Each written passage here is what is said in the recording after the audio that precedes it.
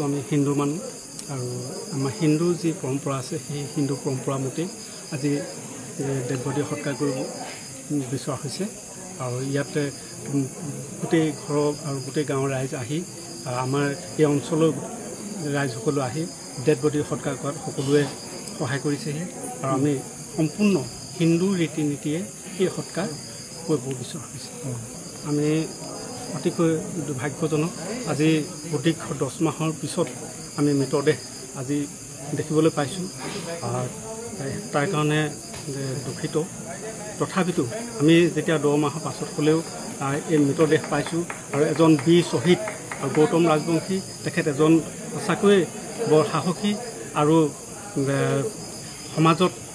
থাকি ভাল পোৱা এজন ব্যক্তি আছিল তাৰ কাৰণে আমাৰ গাঁৱৰবাসীয়ে লগতে গোটেই অঞ্চলবাসীয়ে শোকত নিৰ্মমান হৈছে আৰু তেখেতৰ বীৰ শ্বহীদৰ আত্মাই যাতে সদ্গতি পায় তাৰ কাৰণে আমি সকলোৱে ভগৱানৰ ওচৰত প্ৰাৰ্থনা জনাইছোঁ প্ৰথমতে মই গৌতম ৰাজবংশী আমাৰ জিলা প্ৰশাসনৰ ফালৰ পৰা গভীৰ শ্ৰদ্ধা জ্ঞাপন কৰিছোঁ আৰু লগতে তেখেতৰ পৰিয়ালবৰ্গলৈ সমবেদনা জ্ঞাপন কৰিছোঁ আৰু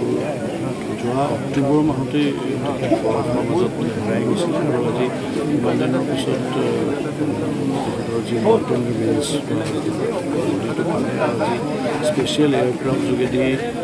আনিলে লখিমপুৰলৈ তাৰপিছত এতিয়া আহি পেলাই বাসগৃহ পাইছে আৰু আৰ্মিৰ ফালৰ পৰা যিখিনি ফৰ্মেলিটিজ গা গৱৰ্ণৰ গোটেইখিনি কৰিছে আমাৰ ফালৰ পৰা আমাৰ মাননীয় আমি আমাৰ আৰক্ষী অধীক্ষক আমি সকলোৱে আমি শ্ৰদ্ধা নিবেদন কৰিলোঁ আৰু ইয়াতে এতিয়া পৰিয়ালবৰ্গই চমজি লৈছে আৰু যিখিনি নীতি নিয়ম মতে বাকী কামখিনি তেখেতৰ দৰে বীৰ শ্বহীদে সকলোকে অনুপ্ৰেৰণা যোগায় এইটো আশা কৰিম যাতে তেখেতৰ নিশ্চয় ইতিমধ্যে আৰ্মীৰ ফালৰ পৰা